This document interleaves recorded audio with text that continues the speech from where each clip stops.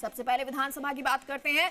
विधानसभा में सीएम भजनलाल के कड़े तेवर नजर आ रहे हैं। कोई मेरी आवाज को दबा नहीं सकता, कोई मेरी आवाज को दबा नहीं सकता। क्या विपक्ष ने लोगों के आंसू पोंछे हैं? विपक्ष सस्ती लोकप्रियता लेना चाहता है। विपक्ष ने केवल सदन का समय बर्बाद किया है। तो वहीं कहा कि राजस्थान की जनता कांग्रेस को माफ नहीं करेगी, राजस्थान की जनता कांग्रेस को माफ नहीं करेगी। विपक्ष का एक भी नेता जनता के बीच गया हो तो बताएं। हमारी सरकार के मंत्री विधायक जनता के बीच गए हैं। तो आज सीएम ने बोला और सीएम दहाड़े विधानसभा में और कहा कि मेरी आवाज कोई दबा नहीं सकता है। और साथ ही साथ विपक्ष पर निशाना साधते हुए कहा कि जरा बताएं कि कितने लोग जमीन पर गए हैं। विपक्षी नेता तो सोशल मीडिया पर लिखते हैं, लेकिन क्या वो जनता के बीच में गए हैं? हमारे मंत्री, हमारे विधायक, हमारे लोग सब जनता के बीच गए हैं। विधानसभा का मॉनसून सत्र जारी है और आज सीएम जब बोल रहे थे तो उनके कड़े तेवर नजर आए हैं और कड़े तेवरों के साथ उन्होंने कहा है कि कोई मेरी आवाज को नहीं दबा सकता।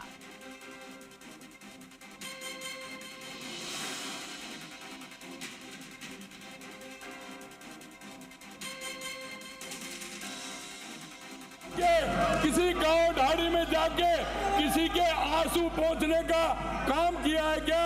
ये जनता के बीच में गए क्या? सिर्फ ये इनका मकसद विधानसभा में रह करके अपने आप को सीमित करना है। अरे मैं कहना चाहता हूँ, अरे वो लोग आज ये हमारे साथी बैठे हुए हैं, किसी ना किसी आंदोलन से निकल करके आए हैं, क्योंकि जब बीच में जाते हैं तो पसीना बहाना पड़ता है। ये सस्ती लोकप्रियता नहीं ली जाती, इस तरह से नहीं ली जाती। आप सस्ती लोकप्रियता लेने के उसमें ये नहीं हो सकता। मैं एक बात और कहना चाहता हूँ, जिस तरह से आपने सदन का जो समय बर्बाद किया है, ये राजस्थान की जनता आपको आने वाले समय में जवाब देगी। और विष्णु सहयोगी लाइव जुड़ गए हैं। विष्णु, विधानसभा में आज सीएम बोल रहे थे और कह सकते हैं कि आज विधानसभा में गरजे हैं सीएम। और सीएम ने जो बोला, विपक्ष से सवाल पूछा है कि आप कहां जमीन पर नजर आए, और एक मैसेज भी दे दिया, संदेश भी दे दिया कि कोई मेरी आवाज को नहीं दबा सकता। शायद जो हंगामा चल रहा था या एक संदेश देने की कोशिश कर रहे थे।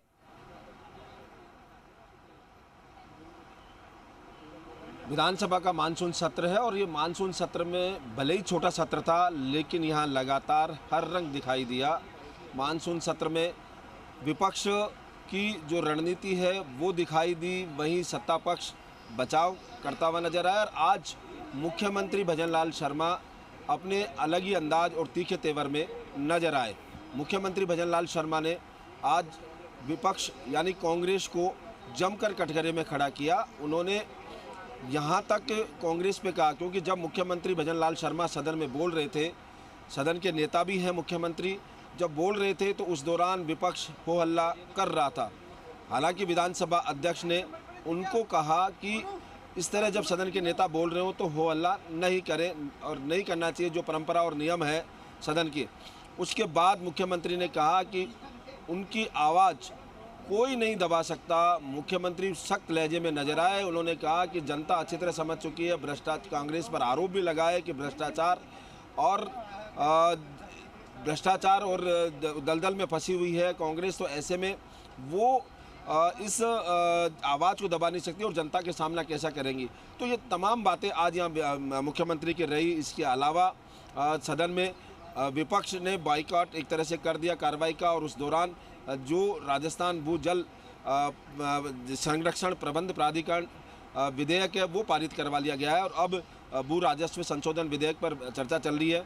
मेरे साथ मेरे सहयोगी बाबूलाल हैं, बाबूलाल से बात करते हैं। बाबूलाल, आज मुख्यमंत्री अलग ही तेवर में आए, मुख्यमंत्री पहुंचे थे संक्षिप्त सत्र में भी, आज उन्होंने कांग्रेस को जमकर लगा। जी देखिए, अपोजिशन ने अपने धर्म का पालन नहीं किया और जब सदन का नेता हाउस में बोलता है तो पूरे सदन को उसकी आवाज़ को सुनना पड़ता है। लेकिन आज उस परंपरा को तोड़ा गया, उस गरिमा को ठेस पहुंचाई गई और जब सदन के नेता बोलने लगे तो खड़े होकर के विरोध करने लगे विपक्ष के जो सदस्य हैं।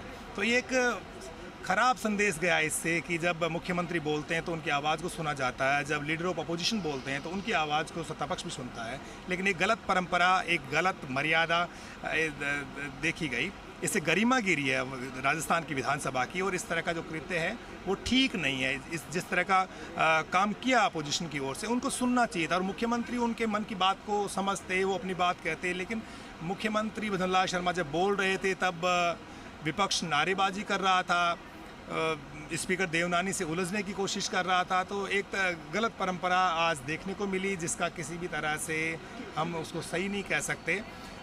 स्पीकर साफ साफ कह चुके थे कि कोई निजता का हनन नहीं हुआ है, किसी भी तरह की जासूसी नहीं कराई जा रही है, जो कैमरे लगाए गए हैं उनको अपग्रेड किया गया है। इसलिए जो अपोजिशन की आशंकाएं हैं, जो चिंताएं हैं वो निराधार हैं और उन्होंने साफ साफ शब्दों में सारी चीज़ें कहने की कोशिश की। लेकिन विपक्ष एतबार नहीं कर पाया, न तो स्पीकर पर और न सदन के नेता को उन्होंने सुनने की कोशिश की, जिसकी वजह से माहौल आखिर तक गर्माता रहा।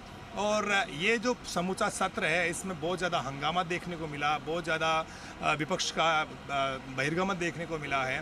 विपक्ष ने सवालों के जवाब जनता के जानने की कोशिश नहीं की।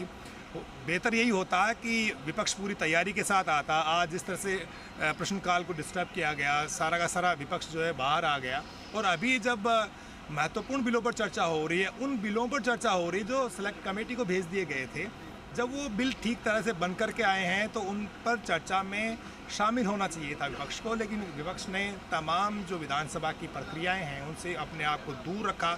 लेकिन इससे उनको ज़्यादा फायदा होता हुआ नहीं दिखेगा, क्योंकि जनता ये सब चीज़ें देखती हैं और इसका नुकसान होता है। एक जिम्मेदार विपक्ष को सदन के अंदर अपनी मौजूदगी रखनी चाहिए ताकि सत्ता पक्ष निरंकुश ना हो सके और जनता की आवाज़ को ठीक तरीके से उठा करके सरकार को मजबूर करे जवाब देने के लिए। लेकिन एक तरह से मैदान खाली छोड़ दिया गया है। सत्ता पक्ष मजबूर होकर के एक तरफा सदन को चला रहा है। चाहे वो नेता प्रतिपक्ष हो, चाहे वो अशोक गहलोत तो पूर्व मुख्यमंत्री हो, विपक्ष जो है इस पर सवाल बार बार जो है उठा रहा है। बहुत बहुत शुक्रिया आपका विष्णु, आपका भी बाबूलाल।